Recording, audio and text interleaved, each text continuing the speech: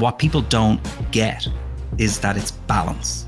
It's not one or the other. It's not this or that. It's not upper or lower. It's not performance or brand. It's all of it, all the time. And you have to be brilliant and insightful, and you have to be disciplined and driven. Welcome to Building Better CMOs, a podcast about how marketers can get smarter and stronger. I am Greg Stuart, the CEO of nonprofit MMA Global. We have three goals: to change how we think about marketing, to understand the challenges CMOs face, and to unlock the true power that marketing can have. Now, this podcast is not a place for hero worship or how great CMOs are. There's lots of places for that. Instead, we're going to talk about real leadership in marketing and what it takes to drive growth today. Today's guest is Jonnie Cahill, the CMO of Heineken USA. He's been with the company since 2018 and oversees the marketing for some of the world's biggest beer brands, including Heineken, Dos Equis, and Tecate. He also worked on their alcohol-free beer, Heineken Zero. We'll talk about all of that and also why Jonnie believes that live experiences are super underrated. And he's going to give us what should be really the first commandment of marketing: buy the idea, not the execution. You can find a full transcript of this interview and more at bettercmos.com. And if you like the podcast, do me a favor and leave a 5-star review on Apple Podcasts. If you don't like the podcast, email me. Seriously, I'm Greg at MMAglobal.com. I'd love to hear from you. But now, let's get to my conversation with Jonnie Cahill. Jonnie Cahill, great to have you here with us today. Hi, Greg. Nice to see you again. Where are you today?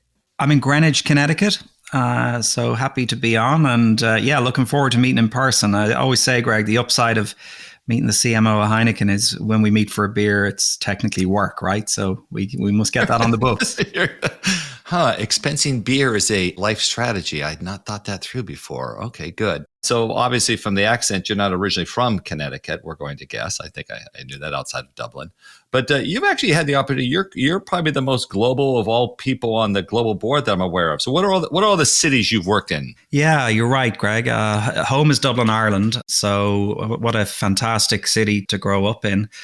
Started the career there at Diageo, actually, and had the privilege to work on the Guinness brand, which is from the city. And so for an Irish guy working on Guinness, I guess it was like an Italian working on Ferrari. It's you never had to pay for anything. You got carried around the streets of Dublin on a carriage of some kind. Right. You were the life of luxury. It had to be. It was a lot of fun, I must say. I had the privilege to work in the bedroom of Arthur Guinness's home, which is 250 years prior, which puts some pressure on when you're approving a script, when the old boss is actually looking down at you. So, and managed to move from there through Telefonica into telco, from Diageo to Telefonica, big European telco. I was CMO of O2. Were you in Madrid for that then? Were you at headquarters, or were you? I was still in Dublin for that. Okay, actually, Dublin. Okay, got it. And then joined Heineken, and my first posting was to Moscow, Russia. So I spent almost 4 years there. An amazing experience. Really loved it. Just to be outside your comfort zone and to have to learn to operate differently. Your playbook goes out the window a little bit, and went from there to Amsterdam, and then from Amsterdam to here almost 5 years ago. So, people often say, what's the plan? And I've learned to sort of accept that there probably isn't a plan. You go and you do the best you can, and something will pop up. And what a brilliant experience I feel very privileged to have lived in the United States and in Russia. When you see what's going on in the world, to have had the privilege to live in both of these places. I've done a lot of work for the Russians over the years, or at least did in the early days of digital. And, listen, there's a real cultural difference there that you've got to learn to adjust to. I mean, not everybody looks at the world in the same way. Not everybody acts the same way. It's complicated. Exactly. And, it's everything from the climate. My first day in Russia was January the 13th, which was a strategic error because it was like, minus 30 degrees when I arrived. It was a really interesting thing to get to do because the fundamentals of brand building are actually very similar globally, especially when you're lucky enough to be on a global brand like Heineken.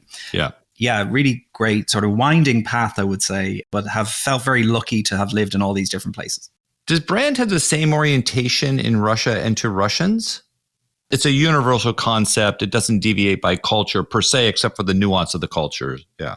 The nuance of the culture changes, but if you go, I guess, right back to marketing 101, like what is a brand, right? It's a collection of values that is a shortcut for people, and that's needed arguably in more complex environments, even more, because if you take, for example, society there, trust is a big issue in corporations, in government, and a brand is a great way to communicate to people that you can be trusted. And so actually how it shows up might be different and the tone could be different, but the brand and what brands do for you as a business is crucial. And I think I worked with many other colleagues in multinationals while we were there, whether it was Pepsi or Coke or Michelin. Like the guy from Greenville, South Carolina was my neighbor, and he was trying to build a Michelin brand, which is about trust and care and performance. And those things are exactly the same, whether you were selling Michelin tires in Greenville, South Carolina, or in Ekaterinburg. Yeah. So it was fascinating to see that. And I guess that's, as a marketeer, you're always curious, right, about those things. And I guess living in different countries and different cultures is a very rich experience. Things show up differently, but some things are very fundamental. We might spend a little time with that trust. I think you're right. It's interesting you position that as sort of a dynamic as a part of particular Russia. It's funny, I worked a lot with the Walmart people a lot of years ago, and you always see them as sort of everyday savings, right? I mean, they have done an amazing job of communicating that value of their thing. What they told me their biggest issue, though, was trust. And you kind of go, oh, of course, like I have to believe that it's everyday savings in order for that promise to really flow through. I hadn't really thought that through, but that was their big challenge. So I guess that's true universally. I can imagine that as well when they, that's such a compelling proposition, but it's really, if you think about it logically, it's a very high bar because they've inserted the word every day. So if you fail once, you break the promise. And am I going to go out of my way to fulfill on that brand promise that they've made? Because that's what they need. They need me to drive an extra some number of miles to be able to participate there versus maybe a closer alternative, which is what they're up against, right? Yeah, I think when you commit outwardly to something like that, you create expectation. Now that's a good thing, right? So for example, if I take our most iconic brand, Heineken, when people see it, they expect a certain standard. If they look over at an event or at an engagement and see us, there's a certain expectation of how it is going to be. And that means you have to deliver against that all the time. Yep. You see brands like Amex doing that. You see brands like MasterCard trying to do that. It is really about communicating that promise to people, and they know it. The beauty of owning or having dominance in a position, in a marketing position, makes you very compelling. But you better deliver against that because once you break it, it's broken. If Volvos aren't safe, there's going to be a problem. No, no. Then you set yourself up for failure if you cross that line. I totally get that. Okay, listen. Yeah. So here, you were just speaking about sort of events too. I mean, listen, Heineken's a pretty event-oriented brand, and aren't you in kind of a special season right now at some level? I mean, Formula One's coming up in a couple of different seasons in America. Coachella just finished. Depending on when people are listening, soccer's big right now. You're prepping for U.S. Open tennis. That's right. Where are you? Where aren't you? How do you look at this time of year for you all? Is this the busiest time of year? Yeah, it's the best time of year. I mean, again, to be the CMO of a beer company and a globally iconic beer brand, I mean, you do pinch yourself. And maybe we'll talk about it later, like how lucky we are to work on these amazing brands. This brand's 150 years old, and I get to help it and have a tiny fingerprint on it. But yeah, it's peak season. We just got back from Coachella. Next week is Miami Formula One, which, around the Hard Rock Stadium, cars doing 220 miles an hour, where we bring Heineken Zero very much to the fore, planning for US Open. We've got the New York Islanders, one of our local partnerships here in the tri-state area, on playoff duty tonight. It is full on. And so I guess it's the most fun time of year. Sure, it's busy. You're kind of burning the candle at both ends. The people can't see us. You can see the bags under my eyes right now. Maybe everyone can't see that. You look good, John. You're okay. Again, stop and think, what are we working on at the moment? We just finished Coachella. This morning, we just did the final walkthrough for Miami F1, one of the most iconic events you'll see. We're preparing for the Las Vegas Grand Prix, where you're going to see Formula One go down the strip through the city week before Thanksgiving. And it's a crucial part of our strategy as a brand, because We have that premium positioning. Yep. And the challenge in a premium position brand is you have to do things that justify the premium positioning. And consumers, who we frequently call people, they know what they expect and they know how we should show up. So we're not in the business of plastering our logo on sports events. We have 90+% spontaneous awareness. I don't know who the other people are who don't know us, but they're out there somewhere. But we are in the business of making things better. Right. And that is the philosophical way that we approach events and partnerships, is what can we do to make it better? You mentioned the US Open, Greg, so you pop in there. We want you to look over, see that red star and know whatever's happening over there, I'm going. Yeah. And so that's, again, a high bar, but how much fun is that to get to work on those kind of events? It's busy. I've got an amazing sponsorships team who are experts at just delivering it. Mm-hmm. One of the things we say in partnerships and sponsorships, the strategy will get you and the cloakroom will get you. So you have to be clear on what you're doing, but you also have to execute it flawlessly. And that's a challenge. What does it mean the cloakroom will get? What does that mean? I'm sorry, what does that mean? If the basics don't work, if the beer's not flowing, if the ice machines aren't working, if you've nowhere to put your coat, if the air conditioning's wrong, you have a massive strategic imperative with sponsorships, and you have to deliver at a micro level. Yeah. One of the marketing disciplines that's most unforgiving, because if it goes wrong, it goes wrong at scale. Yeah, listen, MMA runs 30 conferences in 14 countries around the world, maybe 15 now, actually. But the conferences, events are about getting 1,000 things right, and you're lucky if you don't miss half of them. I mean, that is the dynamics. It's a million little details that got to go in your way.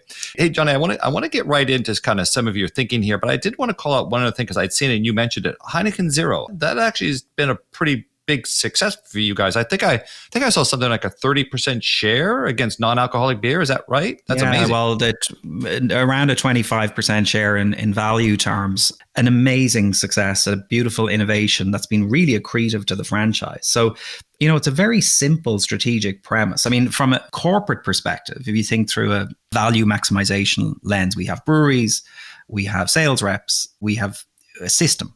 But there are millions of moments when you'd love a beer, but you don't want the alcohol. Yep. And that's a different thing. And so Heineken Zero really opens up a huge amount of occasionality. It's a technology in brewing has enabled us to make a really exceptional beverage, a really exceptional beer. The first thing everyone says when they drink Heineken Zero is, oh my God, it tastes like beer. And that wasn't always the case in non-alcoholic beers, particularly in the US.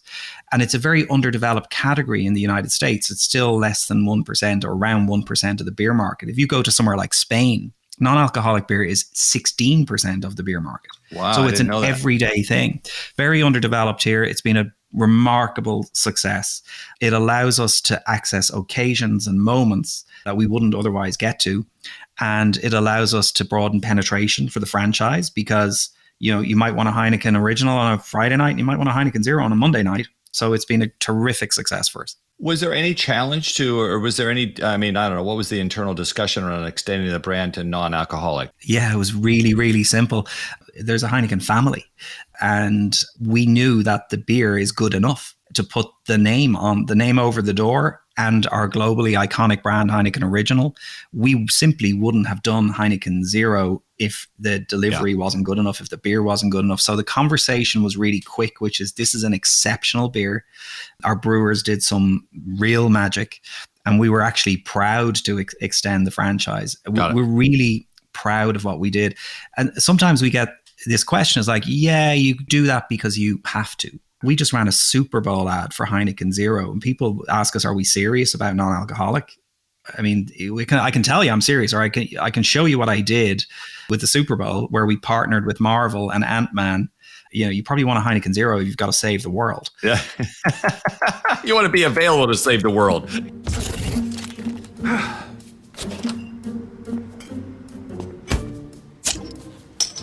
Scott, you know the rules. No shrinking and drinking, obviously. And do not give alcohol to the ants, even if they ask. Not a problem, Hank. Alcohol free. what was the Super Bowl spot this year? 5 million, 7 million, something like that. It was in that ballpark. Yeah, absolutely. It's a and big that's number. before you make it, right? Yeah. So yeah, exactly. So you're making a commitment there. You're right. You're making a commitment. I get that point. Well, our philosophy is very simple. We are making moderation cool. Yeah. And that is a very important thing to us. We spend 10% of our global media budget on responsible communications in terms of how to drink responsibly. And we are committed to making moderation cool by doing things like partnering with Marvel on Heineken Zero and putting it into the biggest advertising moment in the year. So we're really pleased with how it's gone. It's a great product. I'll stick some in the mail for you, Greg. Okay. Fair. I appreciate that. So you serve currently on the global board of the MMA, and you certainly understand that we're all here about, trying to unlock power of marketing for marketers in ways that maybe not have been self-evident or that they haven't seen themselves, and looking for new opportunities in that. So, listen, given that I'm always kind of on the hunt for where we can do better, let's take a very big question. What do you think that CMOs and marketers, they may not fully understand or appreciate? What do you think we're missing in marketing that we just don't get enough? If there's one single answer to this, I'll be surprised. I think what I'm often struck by is as a discipline, we're trying to define a single view of how to successfully add value and build our brands and build our businesses. I see a lot of magnetism and gravitational pull towards lower funnel, towards performance marketing. Yeah. I understand why that, and I feel it every day, why that's an attractive place to go. But I do fundamentally believe that the magic of the discipline is in the balance between the logic, the magic, the science and the joy, the creativity and the discipline. And especially with the kinds of brands I've had the privilege to work on, you need that upper funnel fabulousness, that magnetism. That is the game changer for organizations that can absolutely drive different types of non-incremental growth, step change growth, and you need discipline. So I think my simple answer to your question is what people don't get is that it's balance. It's not one or the other. It's not this or that. It's not upper or lower. It's not performance or brand. It's all of it, all the time. And you have to be brilliant and insightful, and you have to be disciplined and driven. And I think when we get that right, we see brands fly. I've certainly sensed that there's a stronger gravitational pull because of the performance environments we're in towards the lower funnel. I hope that we protect both. Let's take the big one, the fun one. Listen, I worked on a P&G business for years, so very, very brand oriented. So I was steeped in that in every part of my career. Given that you're tasked with trying to either come up with a big idea or a big way to communicate the ideas, the strategy you've already agreed to, how do you really support getting to great work in that regard? Like if you don't deliver against that top one at a really significant level, then you've not really accomplished half of the thesis you've just put forward here. How do you do that? Yeah, that's a great question. And you're right. The sequencing is the key, because if you don't have the right level of insight, certainly in our business and the brands I've worked on, the right level of consumer centricity, insight, and let's call it creative cut through and brilliance, then no amount of efficiency is going to compensate for that. They always say some advertising is better than no advertising, and even bad advertising is better than no advertising. But really, we should be trying to do great stuff and do it brilliantly. So we spend, and look, I've worked also a bit like you in environments where I have direct access to consumers, like in telco. But even then, we believed that if you get the creativity and the insightfulness right, everything can flow from that. And then your efficiency that you deliver through discipline and data and being analytically oriented and being good at your lower funnel work is actually a catalyst, not a compensatory factor. And I think that really, back to your first question, is, are we using efficiency and effectiveness to compensate for a lack of creativity and brilliance at the top of the funnel, when actually the way to do it is to have them working together, be brilliant creatively, be very compelling, and then be super efficient and driven about how you get that out there. Okay. So I've worked in agencies. I've worked with, I think, some of the greatest creative minds of their time, way back when. It's hard to tell if you got it right when you're sitting in that room. You're in a conference room, you watch the damn ad or the positioning 7-10 times. You experience all that not in any way that a consumer does. Mm. How do you know that you've hit it? How do you know you got it right? Well, the first thing, Greg, and I'll probably deny ever saying this, is you don't get it right. Oh, okay. Yeah. And any CMO who tells you they're batting 1,000 is telling a little white lie there. It's a very hard thing to get that. I mean, I've done those meetings and sat in those rooms. So how do you start? So then how do you get it right a second, third, fourth, fifth time? Yeah. How do you know? Yeah. There are ways to get there. I mean, firstly, you got to surround yourself with great partners, like you say, great creative minds, great agencies. What we try to do is really get the planning right up front. And we have one very simple philosophy, which is we buy ideas, not executions. And too often what happens, and what in the room, like you describe, where there's a lot of moving parts and a lot of people and you're trying to find it, is people get very focused on the execution itself, the script, the board, the story, the tone of voice, the joke, the humor, the moment, the reveal, whatever, when actually the trick is to buy fundamentally big ideas. Example, you're not yourself when you're hungry. Buy Snickers. Yeah. There are many, many executions of that. That's not important. What's important is that idea is so fundamentally insightful that you can't miss. What are you looking at? I'm not looking at anything. We're not good enough for you. You looking for something else? No, I don't know. What are you, big supermodels? Oh, Jesus. Supermodels. What do you model, gloves? What are you doing? The girl's totally into me. Brad, eat a Snickers. Why? Because you get a little angry when you're hungry. Better? Better. So the first trick is to buy and believe in ideas. And once you do that, all the noise dies down, because then you're evaluating executions purely through their executional lens and how well they are representing the idea. So that's a trick, or the focus. And that's a mistake is probably strong, but that's an easy thing to get wrong, is to focus on what's on front of me. But it's what's the bigger idea. And that's what I try to impart to the people on the teams who are starting their advertising careers. Like, don't buy the script, buy the idea, because there will be 20 scripts. Can you share, I mean, I don't need to reach into your confidential strategy documents here, but what is the idea for Heineken? Well, I'll take Heineken Silver, for example, which we're just launching, right? So one of the biggest innovations on launches in US beer, the investment is north of $100 million. So it's high stakes stuff. We have many different deployments, but the core idea is all the taste, no bitter endings. That campaign is just breaking right now. And of course, it nods to a very accessible version of Heineken, something that's very easy to drink, but that still has a lot of taste. So you could say that's a functional descriptor of Heineken Silver. But if you think about it as an idea, we can then play with that in popular culture. If new Heineken Silver was a riveting Viking saga. Last this west. Your family tortured my first wife and stole my second favorite goat. Now you want to marry my daughter.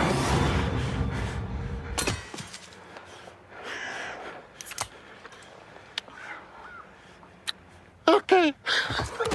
All the taste, no bitter endings. Crisp and refreshing, Heineken Silver. We can play with that in how we show up in bars. Formula One next week.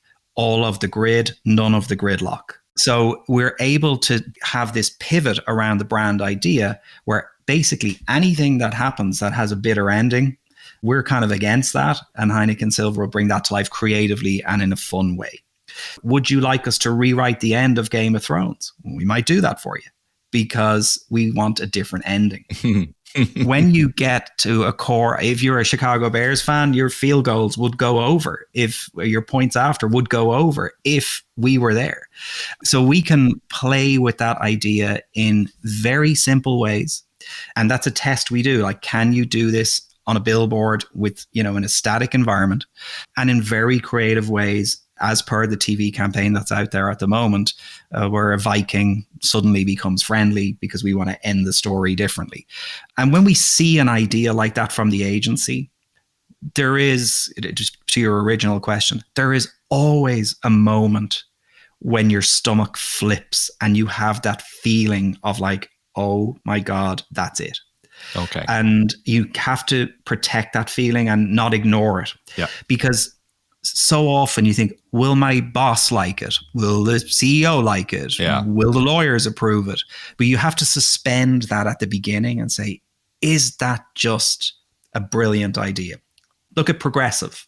Yep. You become your parents. It's a very funny idea. Everybody understands that that's true. Yeah. You start to look like them. You start to behave like them. You turn into them. It's a true insight. It's a massive idea. And they are able to drive all sorts of different work off that because they bought an idea, not an execution. Okay, we're not going to ask for discounts on floor models, demos, or displays. Shopping malls can be a big trigger for young homeowners turning into their parents. You ever think about the storage operation a place like this must rely on? No. They just sell candles and they're making overhead. You know what kind of fish those are? No. Don't be coy. Koi fish. One of my favorites is the one that John Costello, who's my old board chair here at the MMA, did for Dunkin', which is America Runs on Dunkin'. I think it's one of the most brilliant ones ever. I can't even imagine how you could have done that better than that. I mean, it's a brilliant example, Greg, because it's so good and so compelling that they can represent that using illustrations. Yes. If you've seen what they do, the map of America, a small running figure, and the D. I mean, they don't even have to say it. You look at MasterCard's ownership of priceless. Priceless. Amazing. You know, the bottom line is buy the idea. Okay. But Jonnie, so listen, so in some regards, and you can take umbrage of the question here, or maybe you don't. I don't know. Let me throw it out there. We'll see. Yeah. You, as CMO, are in essence being paid that your intuition at getting at that is better than somebody else's intuition. Because if it's I know it when I see it, I know it when I get it. And you've got to, I hear you with a series of qualifiers, but that's a very tricky thing to do. And then, like you said, you're spending tens, not hundreds of millions of dollars against something to validate that in execution. That's tricky. Is there any other way that you know? Oh, for sure. I mean, we do all of the discipline stuff you'd expect, like testing and, link testing and consumer testing and comprehension testing and eye tracking and non-verbal. I mean, it's the combination of using, and the beauty of the discipline is the science has evolved so much that I don't need to ask you if you like the copy because people lie, but I can tell using other behavioral triggers how you're feeling about things. Are you confused? Are you upset? Are you angry? Are you engaged? Do you think it's funny? How funny? All of those things. So we have beautiful marketing technology solutions in behavioral science and neuroscience even that allow us to test. There is a role for intuition followed by the discipline of checking, testing, and understanding.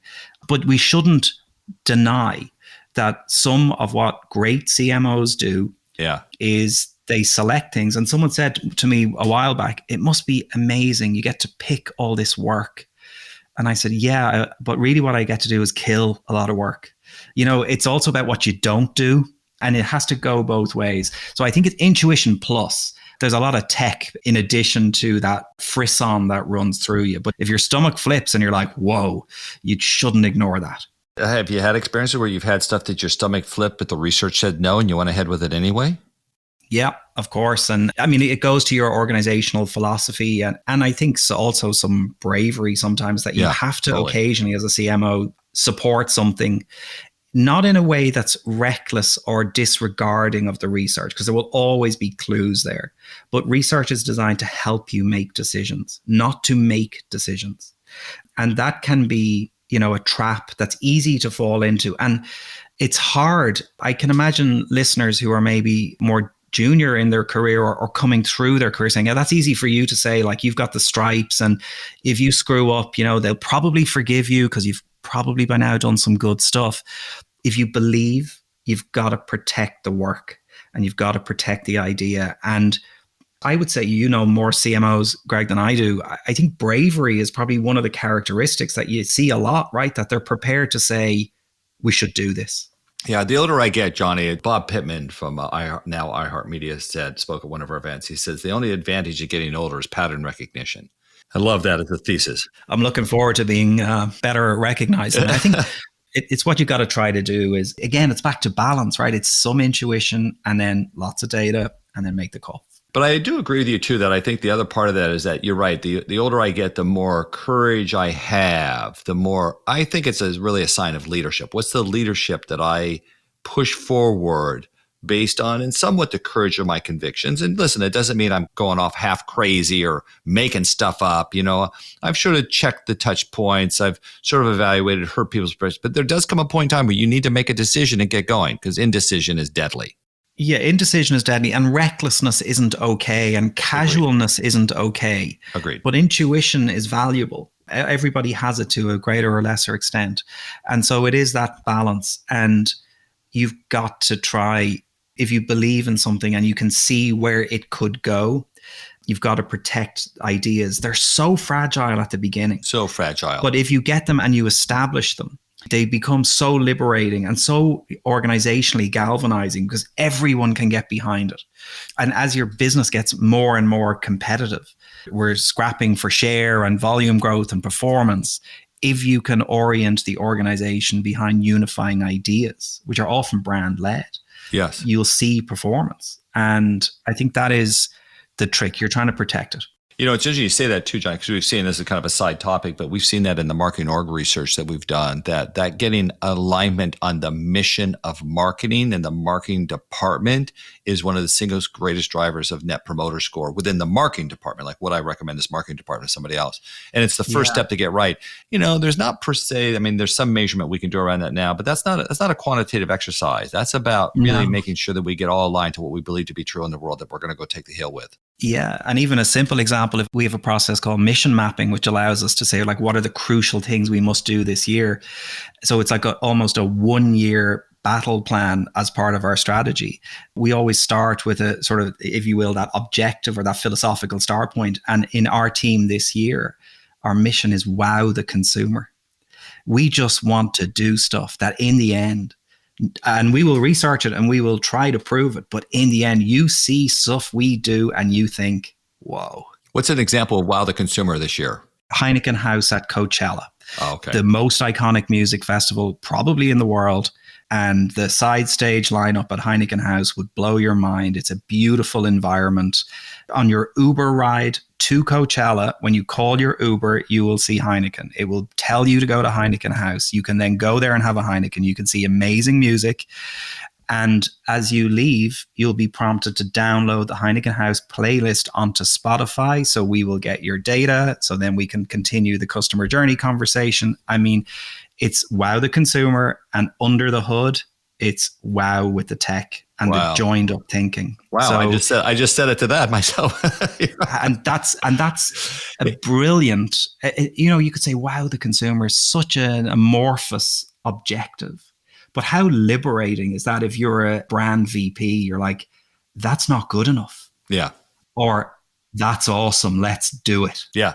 Well, and it gives you a North Star that you're aiming for. Okay. John, let's talk about the other side of this. So, as you know, MMA has been doing a lot of research around the brand as performance concept and the balance between those two metrics. Our thesis is that in some regard, brand needs to be performance, but it's over time. And we've not had an ability to measure that.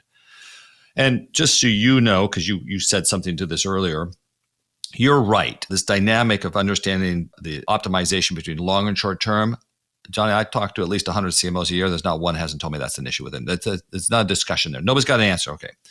Let's talk, though, about where the performance side of this thing fits in for a Heineken. How do you look at that practice and exercise? Yeah, we're looking at it across a few dimensions.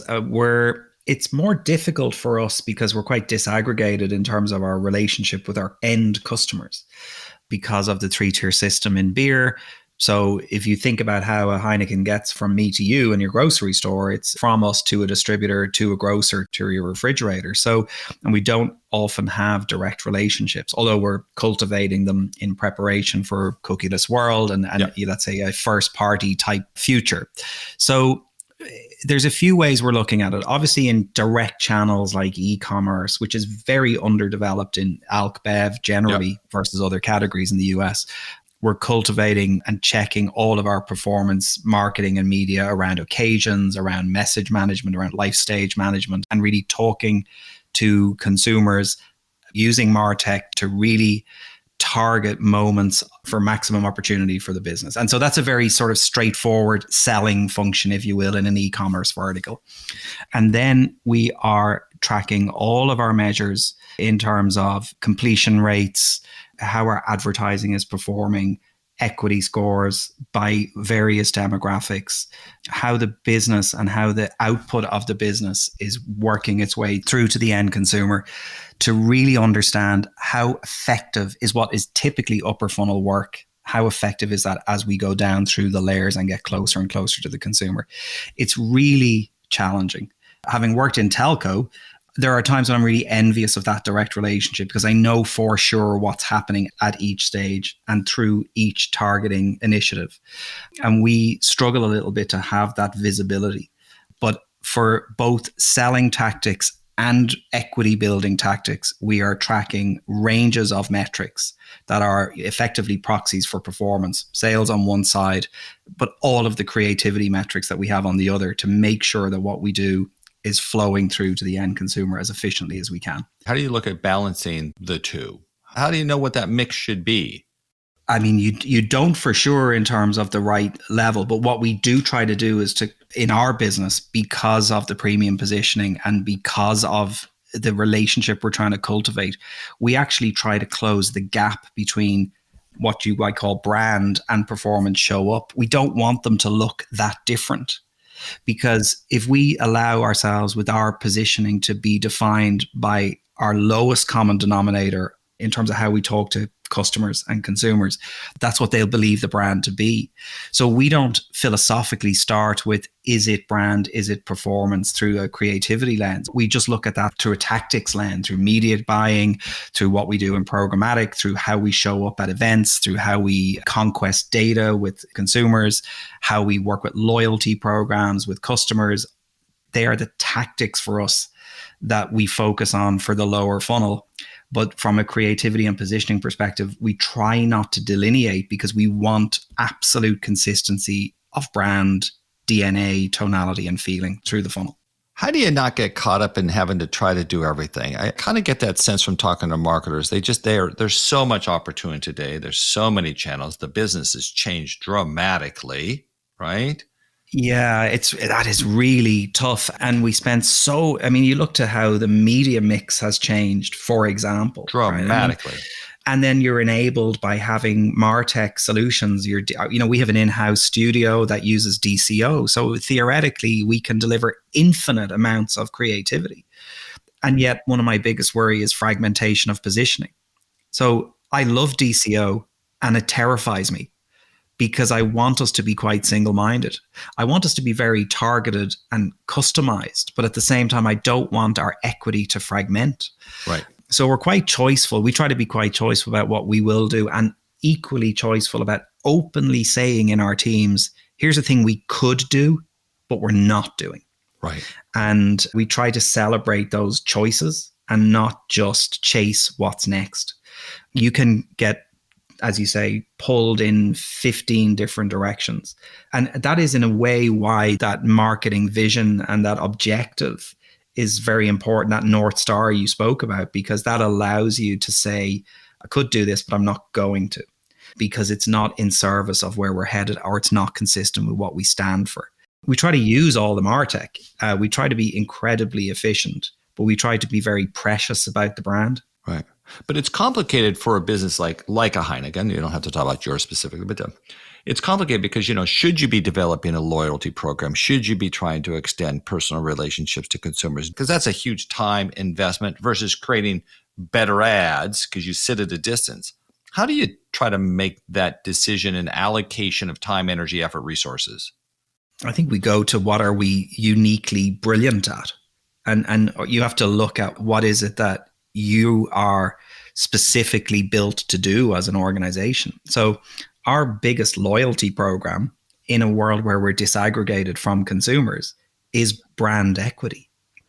There's a reason that people spend $5 more or $3 more on a 12-pack of Heineken versus the millions of choices they have, because they know it's worth it. And so it's not that we don't see loyalty programs as exclusively being the click, stamp, rebate Yes. Of course, we do that stuff too, because everybody needs a deal from time to time. But we believe equity is also one of the primary drivers of loyalty. We believe in broad reach and penetration philosophically, but we also believe in equity. Boy, it's I mean, it really just kind of goes to how hard marketing has become today, doesn't it? Yeah, I always wonder, if, because you talk to people and CMOs in different types of business. So, there's days when I think, God, I'm envious of AT&T or Verizon, that absolute ability to really, as I perceive it, having been in that world, to really have that direct conversation, life cycle management, change the conversation, absolute clarity on, how everything's working in the machine. And I can imagine they look at a brand and a business like ours and think, God, that must be beautiful. You kind of have a more balanced, more amorphous collection of different marketing techniques in order to do the same thing, but it's much blurrier. They're both fun to do, but it is a different model versus, say, a direct response business or a D2C business. Right. Sometimes it's very frustrating. I'd love to know more, but you get comfortable and then you have to retrench to, this is what we believe and this is how we believe you grow the brands. And it's working for us all over the world. Heineken's the fastest growing international premium beer brand in the world. Something in this system is working. It's not that we don't do the other stuff, but something in there works. To what degree are you paying attention to daily, or weekly, or monthly sales trends and then being reactive and responsive to those? Despite the previous answer, are we looking at daily sales? For sure, absolutely. And weekly and monthly and quarterly and MAT. And you're looking for all of those trends all of the time. And then how reactive do you have to be to those? Or do you say, hey, guys, we have a longer term strategy here. We're going to stretch it out. Or I don't know how companies you've got to be very reactive with your customers to the sales data. Things like pricing, for example, which is really important in our category to make sure we remain premium but accessible to people as they trade up into beer. We are seeing the market data and responding to that. We don't set pricing, but it is obviously something that's important as a premium brand. We're not selling champagne and Rolexes. We're selling an everyday luxury, right? You see things that grow in a recession: lipstick, nail polish, premium chocolate, ice cream, beer. We need to stay competitive, not out of reach. We obviously track on a daily basis how the sales numbers perform, and we react accordingly with all of the tactics you'd see in any CPG organization to try and improve performance and drive those volumes, or compensate if things are slow. And there are natural moments, of course, in the cadence of our business. Dry January for Heineken Zero is a great example. It makes total sense.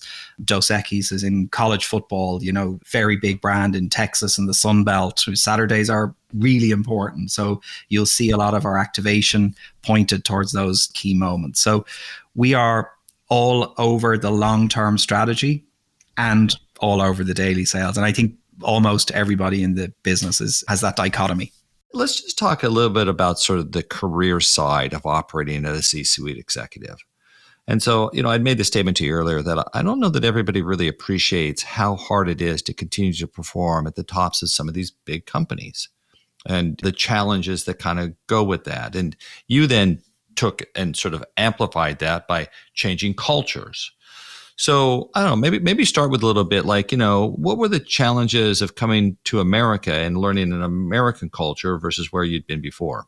The US transition, like any transition to a new culture, you immediately assume things and you very quickly realize you have to adjust to it.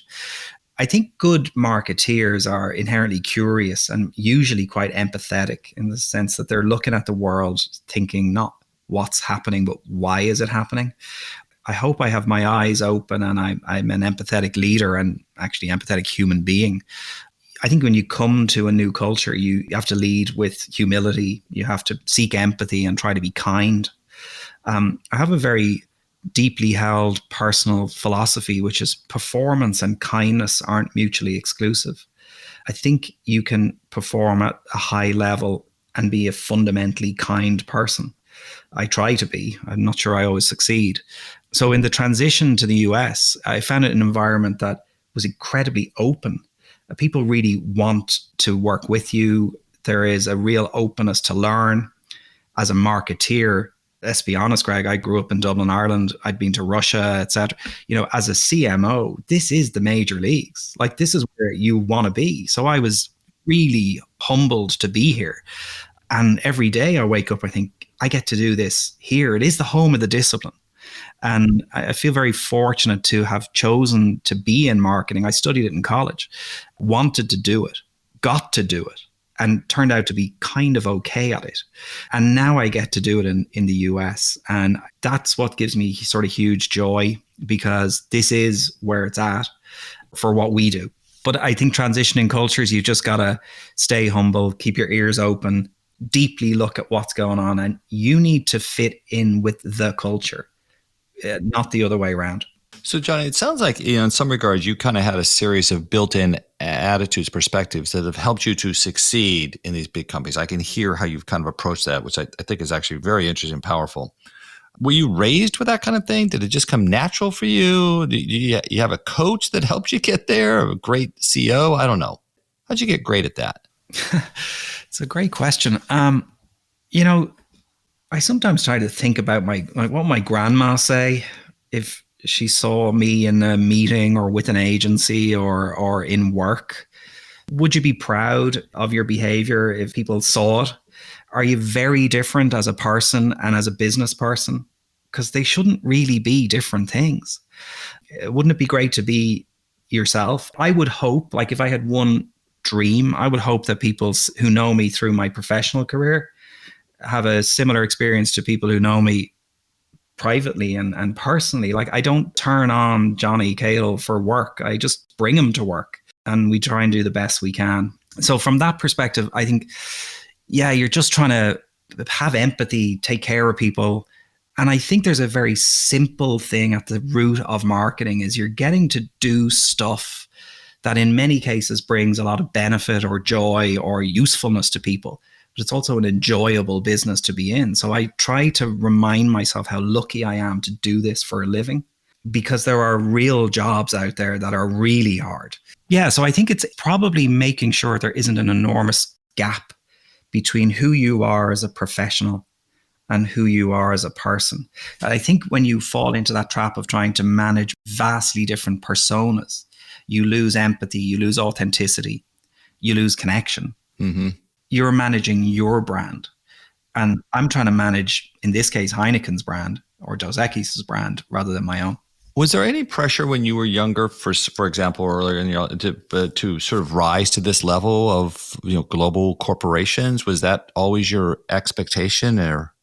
Not at all. I think I remember thinking I'd like to do that, and I was fascinated. My first lecture was on premium pricing, and my head exploded. I thought, this is amazing. Like your first lecture, like within college. That was your first education experience. You remember? Yeah. No, not my parents when I was. What a funny thing. Yeah, they weren't teaching you as a toddler. I understand. My dad when I was 4. Yeah. What a very funny thing that you even remember that as sort of a topic. That's funny. Yeah. And I was like, wow, you get people to pay more because of how you show up. And I was fascinated. No pressure at all. To tell a very personal anecdote. I mean, when I was appointed in this role, which, was a big seat, and I was very proud, of course. And your mom is proud and your friends are proud. My 3 best friends, the WhatsApp group exploded. And of course, because they're my best friends, the first thing they said is, 1, you're way out of your depth. 2, you won't last 6 months. 3, I'm looking forward to watching this. Thanks for the support, guys. Yeah. And that was their way of saying, what, if I translate that was my best oldest friend saying, we're really proud of you. Yeah. But you know what? I think you have to remember how lucky we are to have these seats. Yeah. Really. And yeah, there are Tuesdays when it's budget day and you have to do some tough stuff. I think you do mention one thing, which, you don't get given the seat. You do have to do the work. You have to go to places and sometimes you do tough things.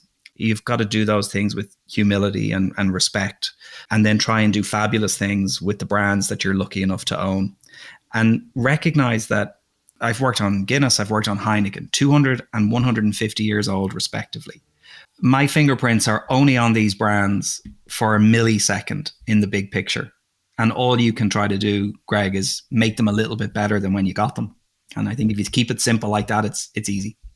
John, I love one of your earlier points here too. You mentioned about gratitude and where you are. Somebody had said to me early on in my life, they said, it's very hard to be grateful and depressed at the same time. What that was aiming me for was that if I stick with an attitude of gratitude, then everything's fine. I really hear that from you. Yeah, I think I feel fortunate. I feel lucky, basically, because you professionally get to do something that's enjoyable. I wanted to do it. Someone said about exercise the other week. It was I heard this and it fascinated me. Said, you don't have to do it. You get to do it.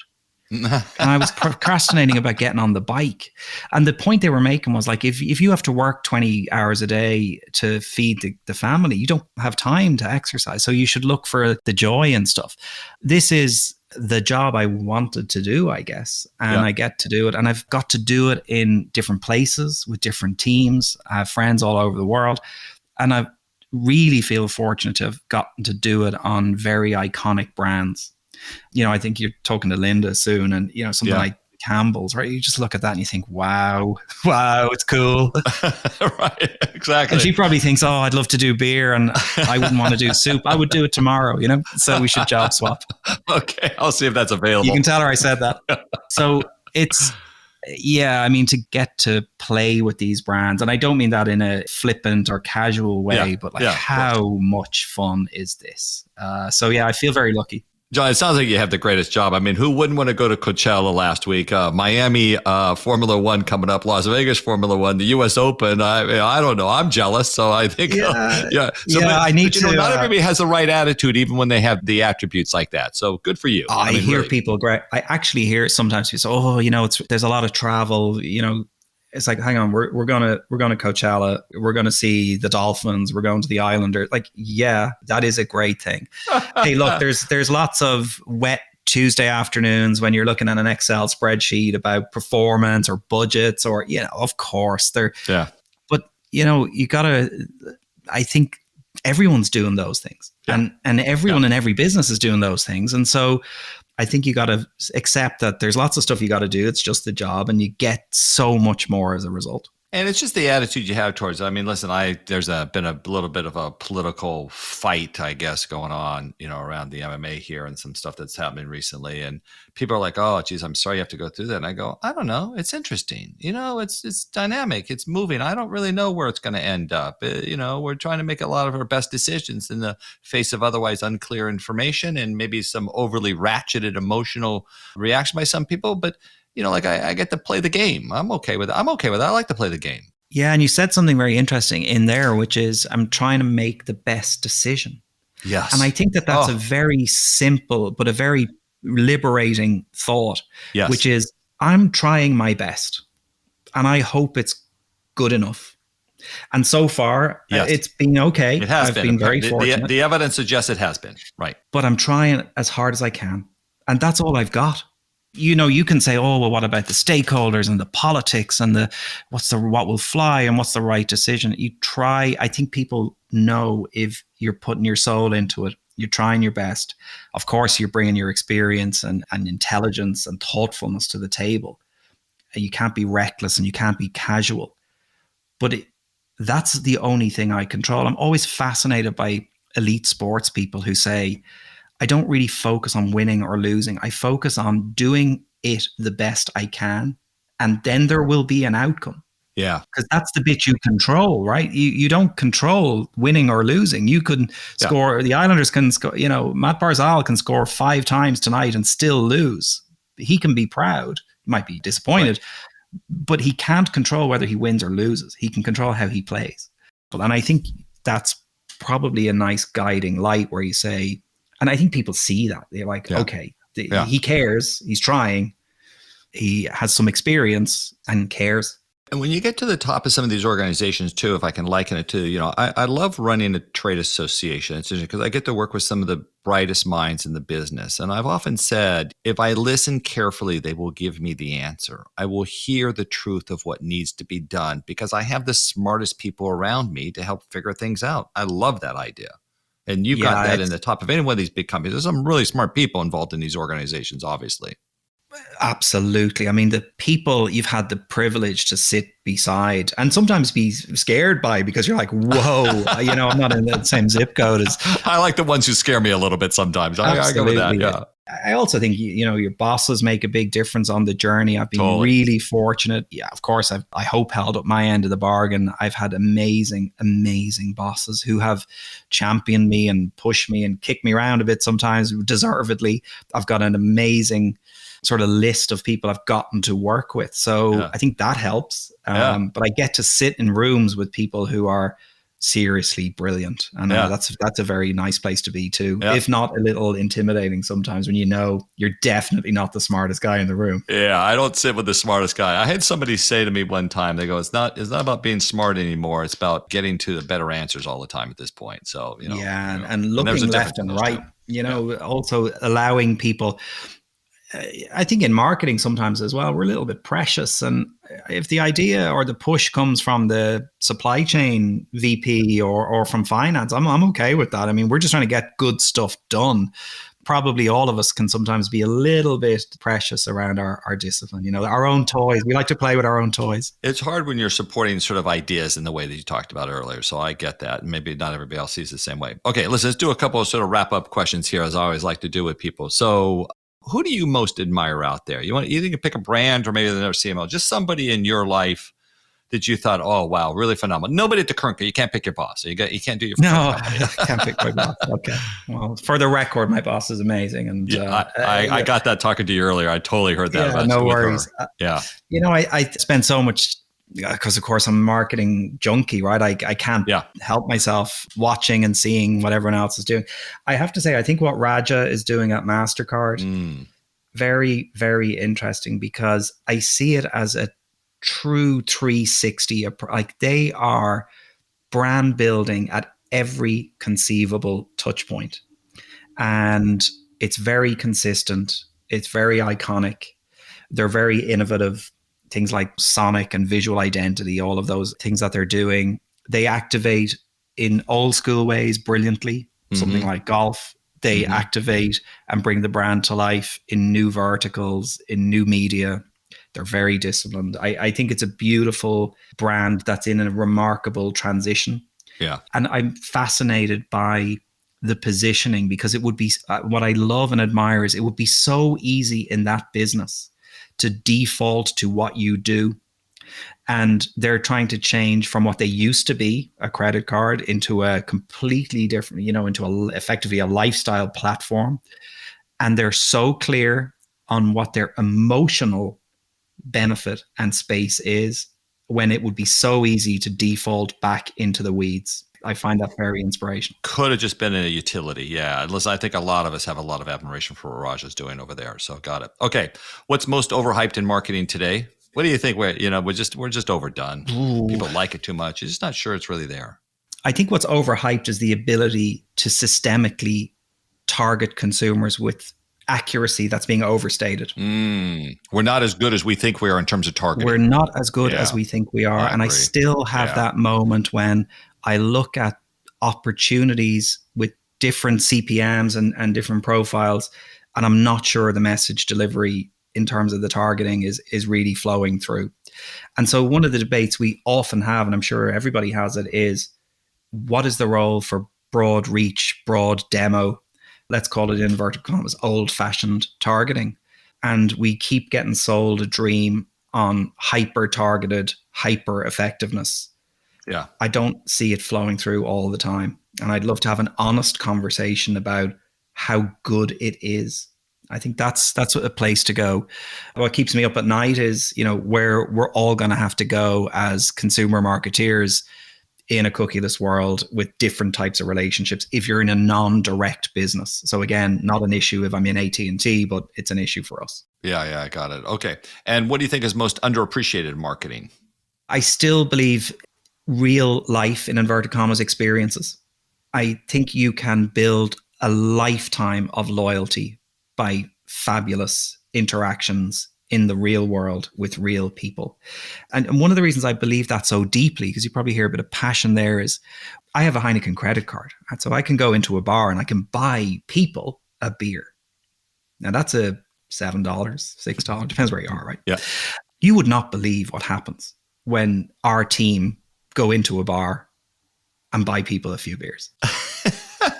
Because we live as CMOs in this world of perfection and a very elevated status. But most people never get a free Snickers or a free beer or a free scoop of ice cream. Yeah. And that's a very micro example. So, when you do something like Coachella or the US Open or F1, of course, you leave a mark for life.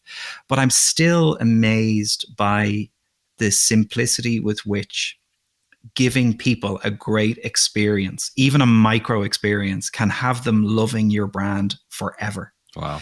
I still believe in that. So, you should see my T&E. So, Johnny, this is funny. Here's my take. Go for it. I think everybody either wants your job, or they want to work for you, or they want to be you, my friend. I think that's what we just discovered in the time we've just spent together here. So take that as the highest of compliment. They might want my job because of the free beer. Well, okay, that maybe, because it's so hard to be a C-suite executive. But that's it for sure. I think the folks who help me every day and who work with me might say, you've had me here for 40 minutes. I'm maybe fabulously charming, but I become grating after a while. So perhaps. Okay, fair enough. Yeah. Well, let's not ask the family. I understand. Johnny, you're great. I can't thank you enough for doing this. Audience is going to be totally appreciative. So thank you very much. You're very welcome, Greg. No problem. Happy to be here. Thanks again to Jonnie Cahill from Heineken USA for coming on Building Better CMOs. Check the show notes for links to connect with Jonnie. And if you want to know more about MMA's work to truly unlock the power of marketing, please visit MMAglobal.com. Or you could attend any of the 30 conferences that MMA operates in 15 different countries. Or feel free to just write me, Greg, at MMAglobal.com. Don't forget to leave a review on Apple Podcasts. And if you're new to the show, please follow or subscribe on Apple, Spotify, Amazon Music, iHeart, or wherever you get your podcasts. You can find links to all those places and more at bettercmos.com. Our producer and podcast consultant is Eric Johnson from lightningpod.fm. Building Better CMOs researcher is Anita Pawlowski. Artwork is by Jason Chase, and special thanks to LaSarah Smith. This is Greg Stuart. I'll see you in 2 weeks.